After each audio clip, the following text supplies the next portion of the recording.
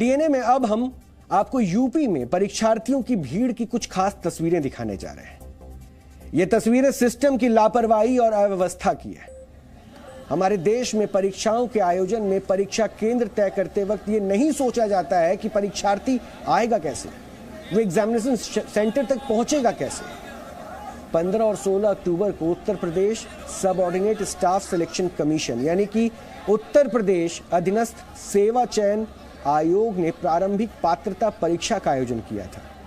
पेट परीक्षा में लाखों छात्रों ने आवेदन किया था और 2 दिनों में परीक्षार्थियों को अलग अलग परीक्षा केंद्रों में परीक्षा देनी थी। परीक्षा देने के लिए छात्र छात्राओं को जान पर खेल कर जाना पड़ा। हम आपको इसकी कुछ तस्वीरें दिखाना चाहते हैं। ये तस्वीरें देखिए और उसके बाद ये हालात देखने के बाद ट्रेन में बैठने के लिए हजारों लोगों की भीड़ यूपी के अलग अलग रेलवे स्टेशन पर जब नजर आती है तो सवाल पूछिए। कहा जाता है कि हादसे बताकर नहीं होते, लेकिन हादसों के लिए परफेक्ट हालात कैसे बनते हैं वो तस्वीरों से आप समझ सकते हैं। यानी एक परफेक्ट हालात है जब हादसा हो सके। सीतापुर की ये तस्वीरें और भी ज्यादा डरावनी है। ट्रेन के पीछे ये देखिए, ये सीतापुर की तस्वीरें हैं। ट्रेन के पीछे लोग ऐसे दौड़ रहे हैं जैसे वो बस हो।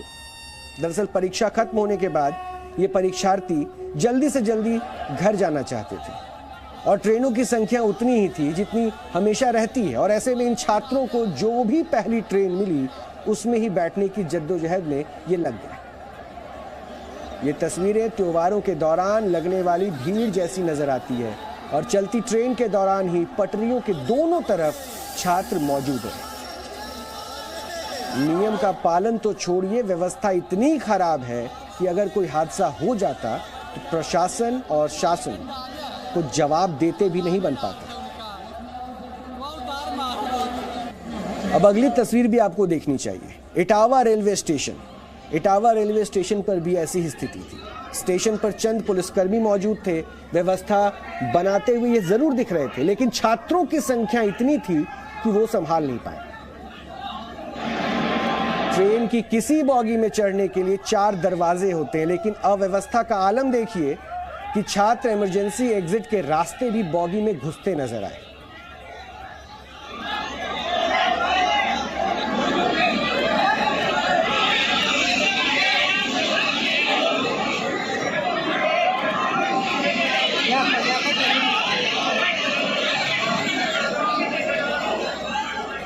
हमारे देश में एक सामान्य धारणा है कि परीक्षार्थी अगर परीक्षा देने जा रहे हैं तो उस दिन अव्यवस्था होगी।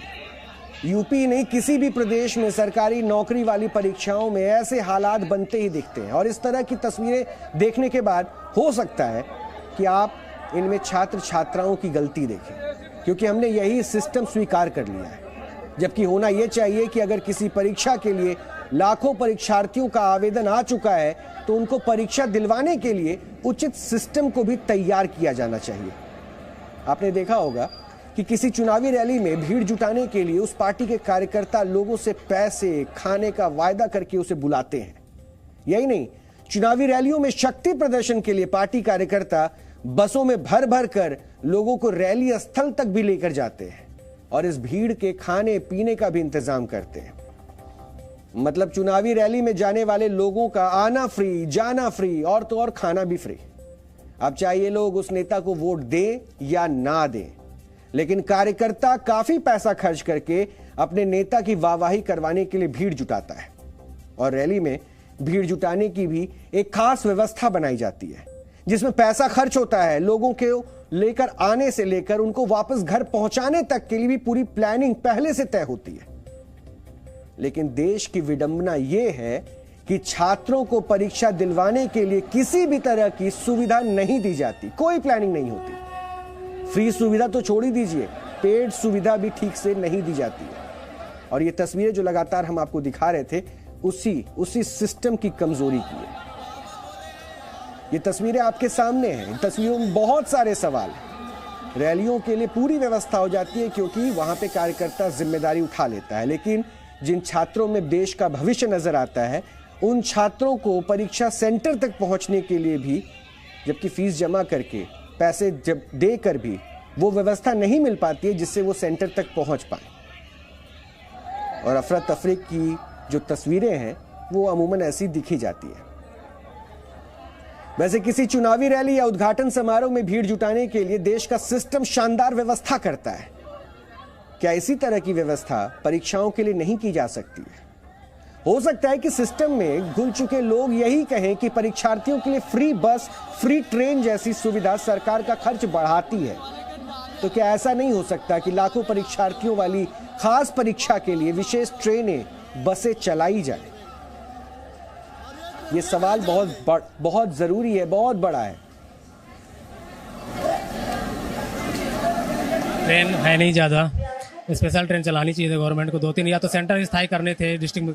खासकर प्रॉब्लम तो सबसे ज़्यादा लड़कियों को हो रही है, और जो बुजुर्ग हैं और लोकल ट्रांसपोर्ट है वो भी मतलब काफ़ी परेशान हो रहा है। मेरे को 6 बजे से यहाँ से इंतजार कर रहे हैं ट्रेन का, और बहुत सी मतलब समस्याएं हो रही हैं। साधन, पब्लिक कन्वीनियंस भी बाहर नहीं मिल रहा है, और यहाँ पे आने के बाद वो भीड़ आप देख रहे हैं, और ट्रेन आने के बाद भी हम चढ़ नहीं पा रहे हैं। मेन हमारी समस्या उसमें हम जा नहीं पा रहे हैं, इतनी धक्का मुक्की यहाँ ओवर क्राउडेड हो गया। बनारस जंक्शन पे मैं लगभग 2.5 घंटे टिकट लेने के लिए इंतजार किया। उसके बाद ट्रेन वहां से बन के चलती है शटल एक्सप्रेस, और वहां पे जब मैंने पहुंचा तो ट्रेन चलने से 1 घंटे पहले पहुंचा और ट्रेन पूरी भरी मिली, और रास्ते पर खड़ा होके आया। यहाँ आने के बाद यहाँ की भीड़ आप देख सकते हैं। मैं यहाँ पे लगभग मेरा 5 बजे पेपर खत्म हुआ है, अभी लगभग 8:30 बज रहा है। अभी ट्रेन का कोई अता पता नहीं है। इंक्वायरी पूरा आप इंक्वायरी ऑफिस चल के देख लीजिए, वहाँ पे सब सो रहे हैं। बहुत समय हो गया, काफी समय हो गया है, अभी तक कोई ट्रेन का सुविधा नहीं है। सरकार से अपील रहेगी कि जो एग्जाम देने के लिए आ रहे हैं, ऐसे ट्रेन का वाहन का सुविधा व्यवस्था की गई। प्रयागराज तक के लिए वो सर बस प्रयागराज के लिए ही है। अच्छा। हाँ, बनारस के लिए कोई नहीं है। प्रारंभिक पात्रता परीक्षा में यूपी के 37,58,209 छात्रों ने आवेदन किया था, और यह परीक्षा 15 और 16 अक्टूबर को यूपी के 1,899 परीक्षा केंद्रों पर हुई। आपको जानकर हैरानी होगी कि 25,11,968 छात्र ये परीक्षा दे पाए। 12,46,241 छात्र ये परीक्षा नहीं दे पाए, यानी करीब 33% छात्र परीक्षा केंद्र भी नहीं पहुंच पाए। और यह भी कहा जा सकता है कि 12 लाख से ज्यादा छात्रों के परीक्षा ना देने का एक कारण उनके घर और परीक्षा केंद्रों की दूरी भी हो सकती है। अब आप खुद सोचिए कि 25 लाख से ज्यादा परीक्षार्थी परीक्षा केंद्रों तक जाने के लिए एक साथ निकले थे। एक साथ 25 लाख लोग अगर किसी सार्वजनिक यातायात के साधन का इस्तेमाल करेंगे तो मुमकिन है हालात बिगड़ेंगे। ये बात हम समझ सकते हैं, आप भी समझ सकते हैं, लेकिन अफसोस सिस्टम नहीं समझ पाया। किसी भी परीक्षार्थी का परीक्षा केंद्र उनके जिले में नहीं था। यहां तक कि इस बार जो लड़कियां थी वो भी परीक्षा केंद्र में, उनके जो परीक्षा केंद्र थे उनके शहर से दूर रखे गए थे, और इन लोगों को अपनी जान पर खेल कर एग्जाम देने जाना पड़ा, क्योंकि ना स्पेशल ट्रेनें चलाई गई, ना ही विशेष बसें चलाई गई। और हम ये नहीं कह रहे हैं कि फ्री में चलानी चाहिए थी, लेकिन पैसा देकर भी अगर परेशानियों और खतरे से भरी यात्रा करनी पड़े तो इसमें गलती किसकी है? लापरवाही छिपाकर सिस्टम का नारा बुलंद करने वाले लोग ये भी कह रहे हैं कि परीक्षा केंद्रों को दूर दूर बनाना निष्पक्ष परीक्षाओं के लिए बेहद जरूरी है। सरकारी आदेश के मुताबिक इस बार पेट परीक्षा केंद्र परीक्षार्थियों के गृह मंडल से बाहर रखा गया था, यानी एक परीक्षार्थी को परीक्षा देने के लिए अपने घर से बहुत दूर जाना पड़ा।